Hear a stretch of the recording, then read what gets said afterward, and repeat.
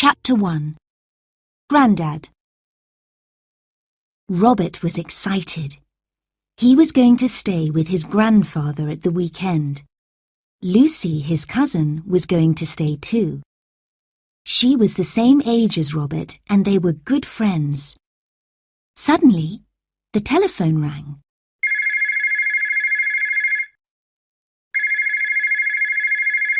Robert answered it. It was Lucy. "I hope we have a great weekend," said Lucy. "So do I," said Robert. "It's always good fun at Grandad's." There were two things about Grandad that Robert and Lucy really liked. First, he was very clever. He was an inventor. He invented lots of things, but mostly he invented new kinds of mobile phones. The other thing they liked was that Grandad loved history. His house was full of history books. When Robert and Lucy came to stay, Grandad told them exciting stories from history. The cousins loved the stories because they were true. Robert knocked on Grandad's door. Mrs. Green, the maid, opened it. "Hello, Robert," she said. "Come in." "Hello, Mrs. Green," Robert said. "How are you?" "I'm fine," said Mrs. Green. She took his bag from him. "Your grandfather is in his study." Robert hurried into Grandad's study. "Hello, Grandad," he began. Then he stopped in surprise. Grandad was sitting in an armchair. His foot was bandaged. "Grandad, what happened?" Robert asked. "I've hurt my ankle," Grandad said. "The doctor says I mustn't walk on it for a few days." "Poor Grandad. Does it hurt?" "I'll help you, and so will Lucy." "Where is she? Has she arrived yet?" Grandad looked worried. "I'm not sure," he said. "I think she has disappeared." "Disappeared?" said Robert. "What do you mean?" Grandad leaned towards him and whispered, "I think she has travelled back in time."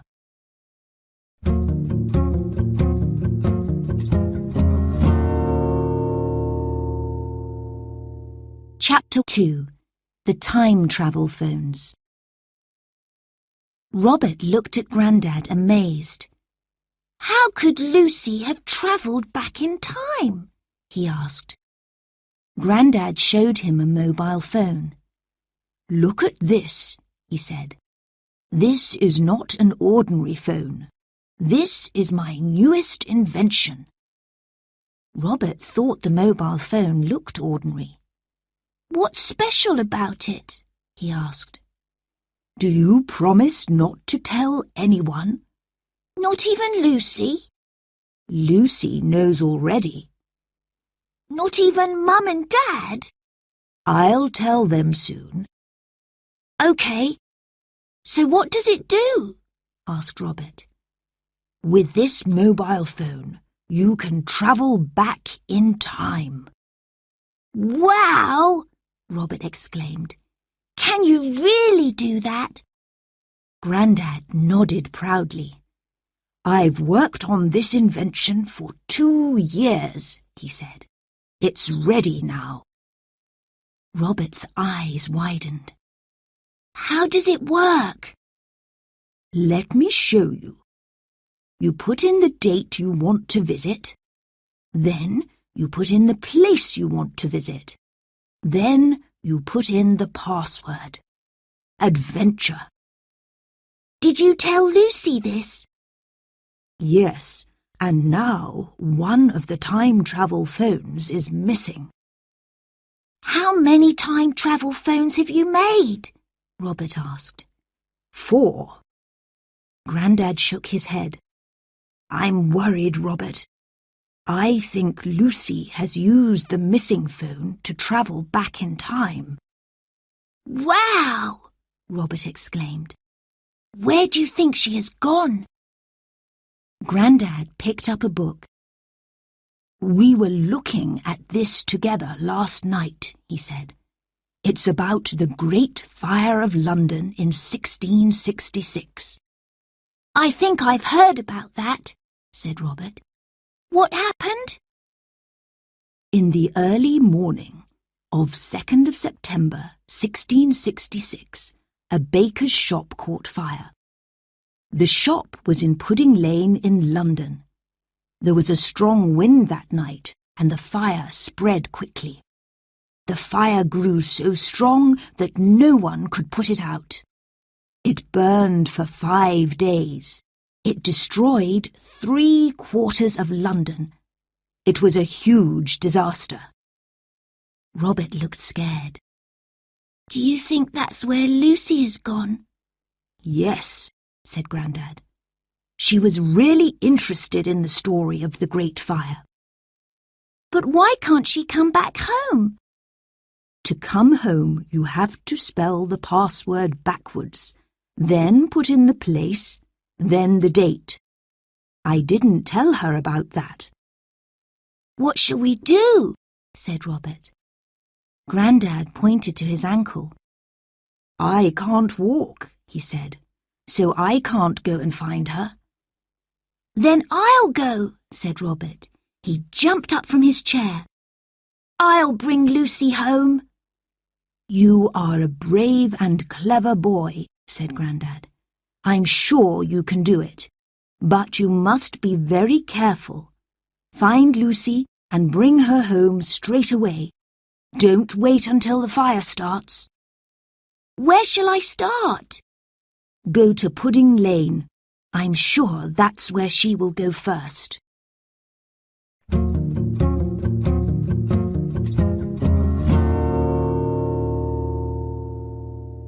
Chapter 3. The Adventure Begins. Robert took the time travel phone and put in the date and place. 1st of September, 1666, London. Then the password. Adventure. He pressed the green button. Everything went dark. There was a sound like the wind rushing.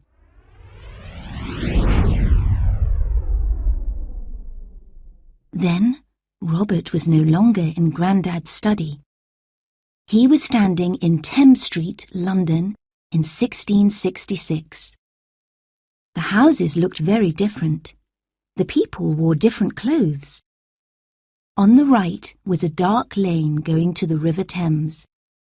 Robert could see a bridge with houses and shops on it. Crowds of people were walking over it. Other people were in carts or on horses. On the left was another lane where tall houses leaned close to one another. The lane was too narrow for carts. The air was hot and dusty. The street was full of dirt and rubbish. Clouds of dust rose from the wheels of the carts, and there was a strong smell in the air. Suddenly, a cart came towards Robert.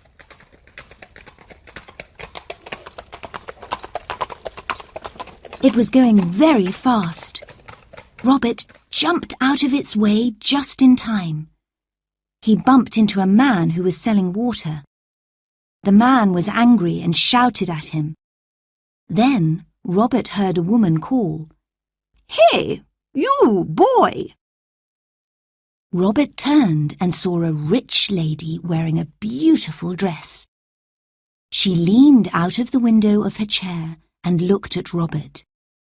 She held a bag of sweet-smelling herbs.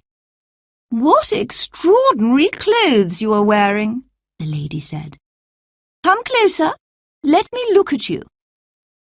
Robert wore jeans, a t-shirt and trainers. Other people stopped and looked at him too. He didn't like this. He had to find Lucy and bring her home quickly. Excuse me, he said to the rich lady. Could you tell me where Pudding Lane is? She did not answer straight away. She said, "How strange you look. You are so clean. It's most extraordinary. Where do you come from, boy? I come from London. And why are you wearing these strange clothes? I'm looking for my cousin, Lucy. Can you tell me where Pudding Lane is? It's just over there, said the lady. She pointed with her fan. Thank you, said Robert. He ran quickly to escape from all the people who were staring at him. He ran down Thames Street and into Pudding Lane. It was dark and narrow. He could not see Lucy anywhere. He shouted her name. He walked up the lane and stopped outside a baker's shop. This must be where the Great Fire began, Robert said to himself. A man came out of the shop. He was carrying a basket of loaves. He called to his daughter in the shop.